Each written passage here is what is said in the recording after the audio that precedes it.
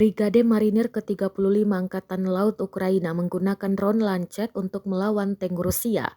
Rekaman penyerangan pada tank dan posisi peralatan militer Rusia beredar di Telegram pada Senin 13 Februari 2023. Tampak drone menghantam sejumlah tank tepat mengenai sasaran, namun tidak dirincikan lokasi penyerangan kali ini. Pasukan Kiev telah menggunakan drone penyerang sejak dimulainya operasi militer khusus Rusia di Ukraina hampir setahun lalu. Drone Lancet Ukraina yang baru kemungkinan akan memiliki spesifikasi yang serupa dengan milik Rusia. Selain drone Lancet, pasukan Kiev juga menerima ratusan amunisi dari sekutu baratnya. Drone Ukraina menimbulkan ancaman nyata bagi target militer dan sipil Rusia. Ancaman tersebut mencakup zona operasi militer khusus serta wilayah Rusia terdekat.